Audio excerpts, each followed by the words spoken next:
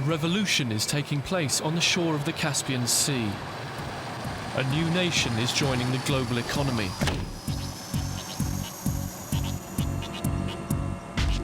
This sea and the riches under it belong to Azerbaijan. I've come to see what happens when a small, poor nation becomes a player in the most global commodity of all.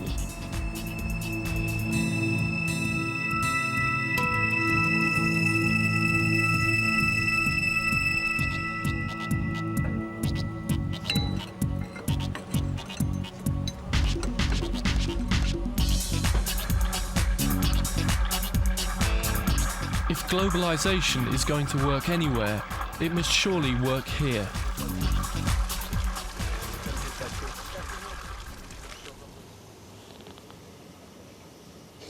Yeah, zapach. It's got the smell. It smells like petrol. Looking at this kind of filthy-looking stuff, it's hard to believe this is the purest oil produced in the former Soviet Union. And it was this that fueled the Soviet space program and put cosmonauts in orbit.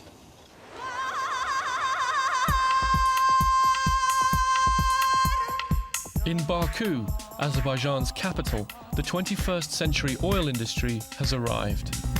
The country is sitting on at least $80 billion of oil reserves, a fortune to a nation with the population of London.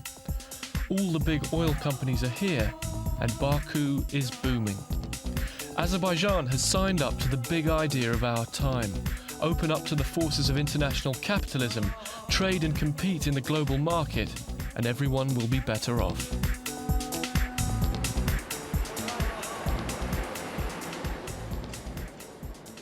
This $180 million rig is being built with money from around the world and an international labour force. How much more time will you be building? 1 month. 1 month and then Madras, and then Madras. No, Madras. We are going to Singapore. Singapore after that, and build another rig. Excellent.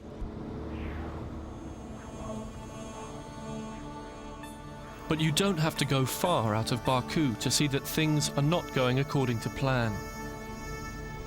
Since the breakup of the Soviet Union, Azerbaijan has actually got poorer. The average wage is now around $40 a month.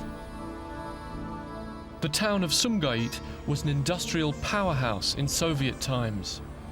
This gargantuan factory was just one of many. It employed 2,000 people. Now it employs 80. But in order to visit this factory, I had to go to the local authorities in Sumgait and go through quite a convoluted procedure in order to be allowed inside. And even here, I've got a lot of minders who are watching where I'm going and what I'm looking at. Little sign of the global revolution here. This factory used to produce 70% of the equipment for drilling in Siberia, for drilling oil wells. I've been told I'm being taken to some part of the factory which is still working, but I haven't actually seen any signs of life here whatsoever.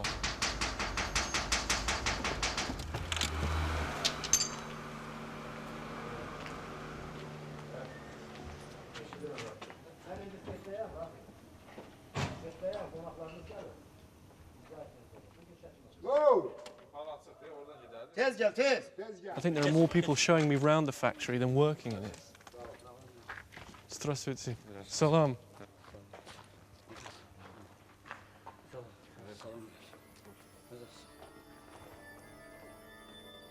Factories in Azerbaijan are only producing 1/5 of what they did in 1990.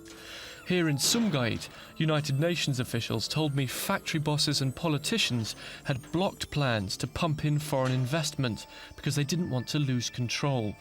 It seems they earn millions of dollars in backhanders, selling the little they still make out the back door.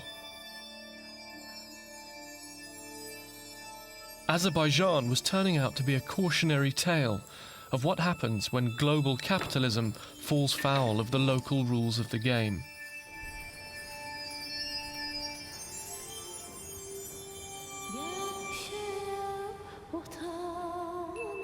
In private, the word I kept hearing was corruption. According to the World Bank, it's one of the key obstacles to development around the world. The difficulty here was finding anyone who would talk about it on camera. I just got tipped off that a former major in the Azeri army has taken the unusual step of going public with allegations of corruption in the armed forces. So I've come along to the press club to see what he has to say.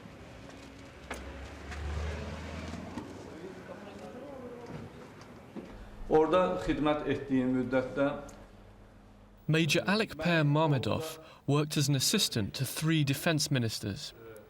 He called this news conference to expose corruption he said was destroying the armed forces. In theory, there's a free press here, though journalists sometimes end up in prison. Alikper said that the present defence minister steered lucrative contracts towards his friends. Most shockingly, he claimed that these Azeri soldiers starved because the money for their food went into the pockets of officials. It was an extraordinary story.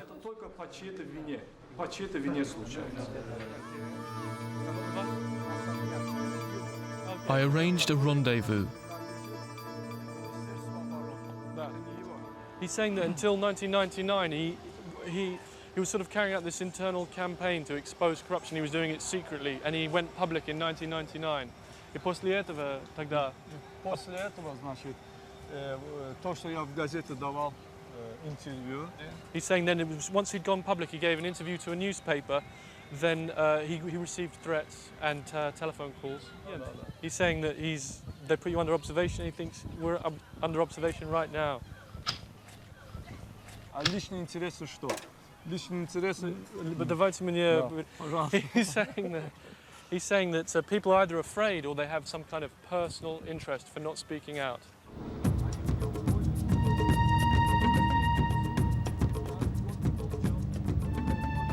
Alikper wanted to show me his flat so I could see how people in Azerbaijan live if they don't take bribes.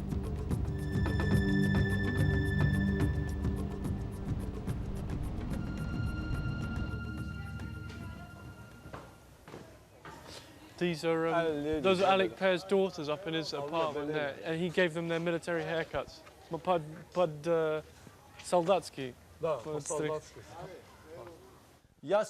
His family of 5 all sleep on the floor of this room.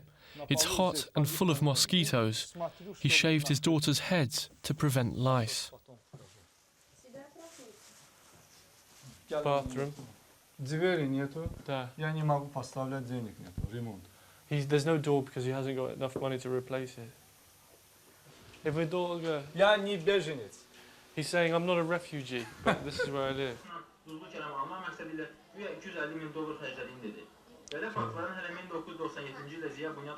The Evening News reported Alikper's press conference, but rubbished his story.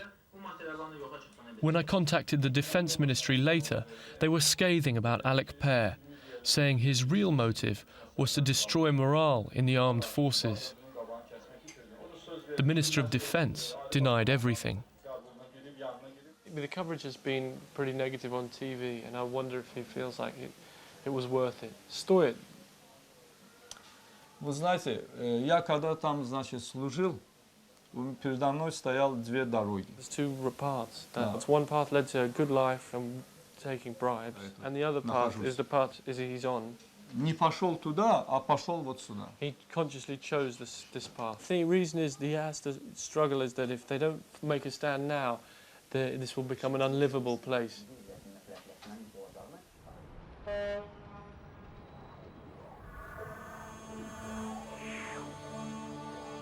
Alikper had offered a glimpse of a system that was corrupt to its core. It fitted with what other people had told me, that in Azerbaijan, everyday life is dominated by corruption. Seeing a doctor, getting a child educated, everything needs a bribe. And I was about to learn why the many foreign businesses that leave Azerbaijan in despair never bother to fight corruption in the courts. Здравствуйте. Меня зовут Марсел. Здравствуйте, очень приятно, Адель. Алдер. Адель. Adil Ismailov knows the legal system from the inside. Это было раньше. Вот тогда я брал взятки. A while ago, he used to work for the state prosecutor's office, and during that time, he did take bribes. И одновременно зарплата увеличилась. Да. Ну, в то время более-менее нормально было. Так что становится хуже. Да.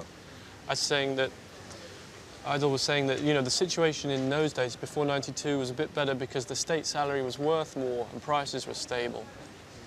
And so I said that with prices a bit higher and the state salaries worth a bit less, the situation must be getting worse. And he agreed. Пошел к суду, клиент пришел к клиенту, пошел к суду, он с ним договорился, отдал деньги, что-то сделал. Yeah. Idol saying, you know, the thing is now even the judges accept bribes. And the lawyers are almost useless. Ну, судья получает $50 тоже. Сказал клиенту, говорит, зачем тебе адвокат нужен? Ну, что он тебе будет делать? Idol says there was an incident where the judge just said to the accused, what do you need a lawyer for? You know, you can give me the bribe yourself. Idil's a lawyer, and but he's actually doing consulting work now, and he told me a couple of other interesting things. He was saying that business was really good about a year ago, and now a lot of his foreign clients have gone away. They've just had enough, and he said the people who are staying are just the ones who've accepted that they have to play by the local rules of the game. Every survey puts Azerbaijan among the most corrupt nations on earth. The policeman shaking down unlicensed traders on the street is where it begins, but it permeates the entire country.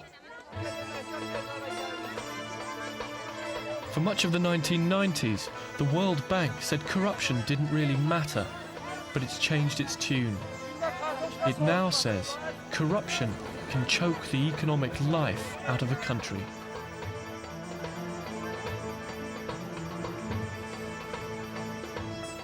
If anyone knows how the system works, it's this man. Hi, Paul. Hi, Nice to meet you. Good. And you. Morning. Paul Parviz personifies international business.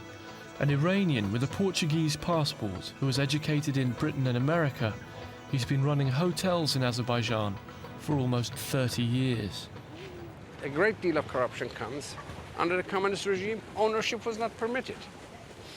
All of a sudden, communism collapses. You're allowed to own things. So what is the human tendency? Grab. Right. They lived in little dinky apartments. They were only allowed so big. Now the guy has he's done some trading, found some money. He can buy a piece of land, he can build a house, so people are going crazy building a house. You either have to change the mentality of a 65-year-old bureaucrat who's been a communist all his life. He's come out of a Russian school, from communist school, turned him into capitalist. Boom. No. These people still read the newspapers, and the system, what happens in Russia, they still copy it from them because that's what they've been familiar with. That's what they know. On the streets of Baku, unemployed teachers and former soldiers waited for casual work. Not much talk of the oil boom and the global economy here. They come here in the morning and they're here till 10 at night for 15 hours maybe, and the people here still in the evening waiting for work. They all say if the factories were working, they wouldn't be here. He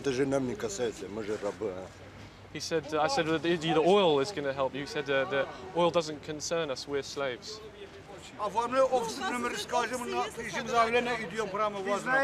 He says he'll come straight and work with us. He will come straight to England if we just make him out the forms. He said all the factories are closed. They're all being sold. He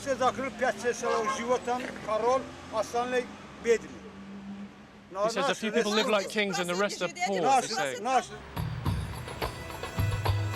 There are no kings in Azerbaijan, but the closest thing to one is this man, the president, Heydar Aliyev. His pictures and sayings are posted on walls and buildings throughout the country.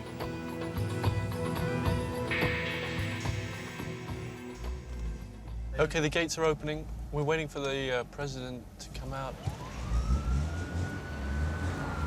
The president agreed to see me at his country house, or dacha. The roads of the capital were cleared of traffic to allow his motorcade to pass. We've been driving for about 15 minutes from the president's residence towards his dacha, and every 30, 50 yards there's been a policeman on both sides of the road. I was told there are 120,000 policemen in this country, and it feels like half of them must be out on the streets of Baku today.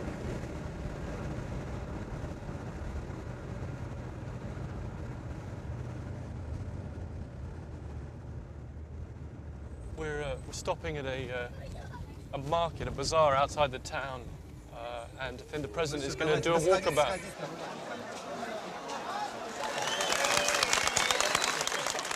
An ex-KGB general and a former Politburo member, President Aliyev ruled Azerbaijan when it a fiefdom of the Soviet Union. He became leader of independent Azerbaijan in 1993. President Aliyev constantly attacks the culture of corruption, but he's ruled the country for a total of 17 years as a communist and now as a free market democrat. Corruption is as bad as ever, and some say worse.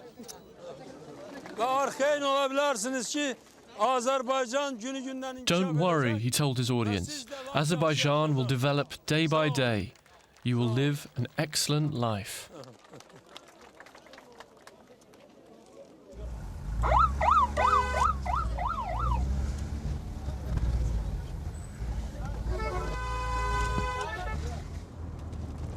Whoa, here we go. And we're in. This is the president's dacha.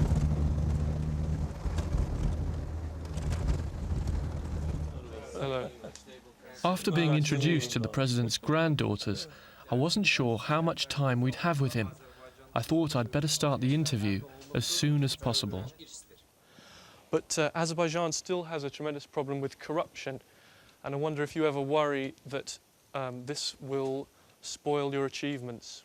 Ama Azerbaycan'da hem de çok büyük korrupsiya vardır ve bilmek istəyərdik ki sizce Şimdi bunları interviewe başlayıplar. have you started the interview already? Yes, I have. If that's too soon. Ben adam dedim ki dur. Nefes alaq bunlar. Bunlar harda interview'nü necə götürmək istəyirlər? Well, why don't we first discuss how we're going to manage this interview? Are we going to do it like here? Ha?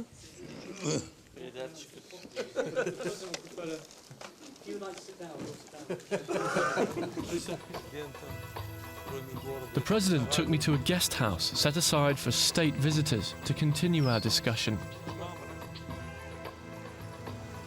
In these lavish surroundings, I prepared to return to the subject of corruption. Bilir ki, bizim cəmiyyətin bir çox sahələrində korrupsiya var. But naturally, there is a corruption in some society, in some parts of our society. Bu ümumi xəstəlikdir. This is a common disease. But after a bit of prodding, he went much further. If I understand correctly, the president is saying that if everyone who had ever taken a bribe lost their job, the country would simply become ungovernable.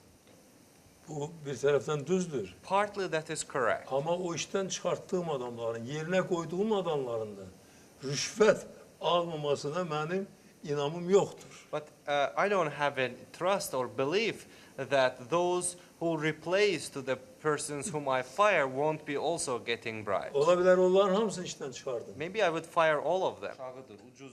The president said the government had earned $800 million so far from the oil industry, and there was much more to come. 800 milyon dollardır. Do you ever worry that corruption will prevent that money from trickling down and benefiting the ordinary Azeri people? Onlar hamısı adi insanlara çatacaqdır. All the oil wealth will go down to benefit the Çünki ordinary bu people. devlətin nəzarətindədir və şəxsən mənim nəzarətimdədir. Because it is under the government's control and personally under my Biz control. hələ bu neftdən o qədər böyük gəlir götürməmişik. We have created the oil fund. O fond birbaşa prezidentə tabedir. That fund reports directly to the president. Oradan $1 da heç kəs götürüb başqa yerə işlədə bilməz. No one can even take $1 out of Buna that əmin ola fund bilərsiniz. and waste somewhere. That's a relief. No one can misappropriate the money. The president isn't going to let anyone else near it. Nə priyomu qaçdi. President Aliyev had been disarmingly frank, but I still felt puzzled. He's been in office on and off since 1969, but he still throws up his hands and says there's nothing he can do about corruption. I wondered if the president sensed my doubts. He showed his grandson how to treat nosy foreign journalists. Hit him, he said, in the stomach. In every society, there's a group of people whose job it is to sniff out corruption.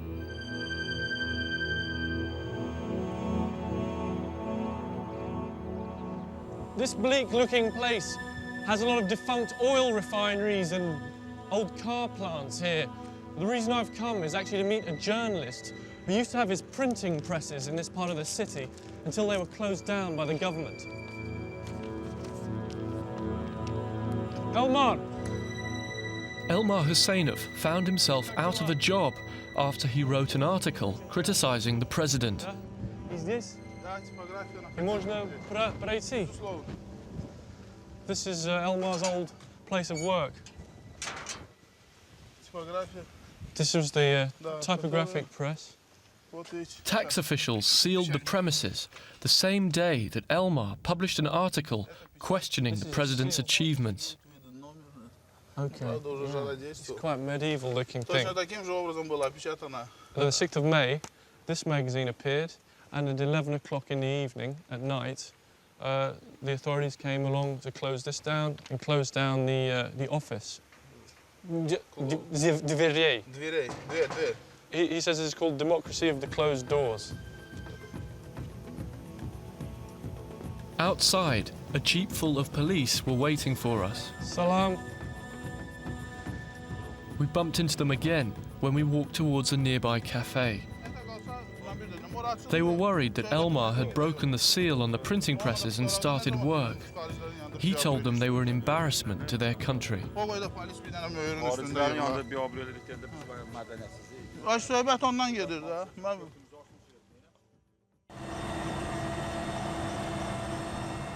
60 miles out, in the middle of the Caspian Sea, is a place that epitomizes Azerbaijan's Soviet past. But Azeris worry that if corruption chokes off their chances of joining the global economy, this might also be an image of their future. This is oily rocks. In Stalin's time, it was a Soviet showpiece, 120 miles of roads and oil rigs built on stilts. Look. This is the view from the window of Hotel Oily Rocks.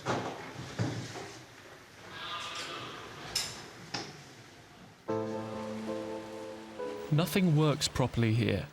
Parts of it are crumbling into the sea. The whole rust bucket's an embarrassment to the government of Azerbaijan. But Oily Rocks is what I'll remember most. For it seemed to me this is Azerbaijan's destiny if corruption continues to scare off foreign money and drive away homegrown talent.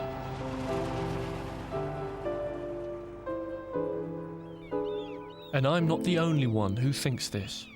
Me or you? Be my guest. Rasul is 20. He's had enough. He's leaving for Europe. There is nothing here for the young and ambitious. And you were saying that, 5 years ago, everyone was saying it's going to be fantastic in 5 years' time. They were saying that after 5 years you will be like Kuwait, It's everything. You will have everything here. You got enough oil. Why aren't you Kuwait? Somebody's going to be rich, right? Yeah. Who? Who is rich at the moment? You think so? Yeah. I mean, the people who is rich in Azerbaijan, they're getting richer and richer. The people which is poor, they're getting poorer and poorer.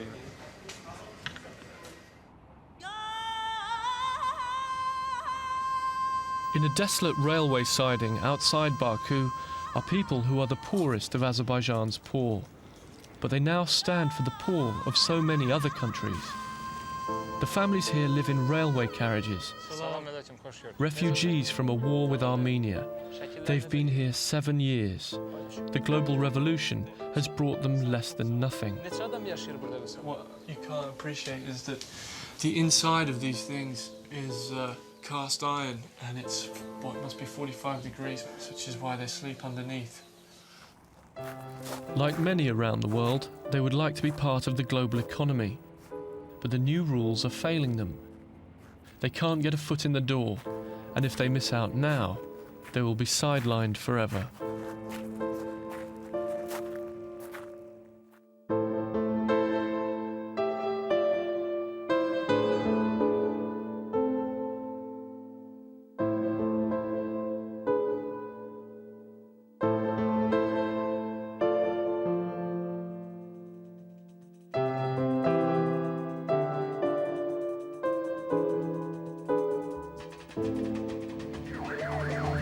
Next week, Sonia Saul travels to Sao Paulo in Brazil, a city in the grip of an epidemic of violence and murder.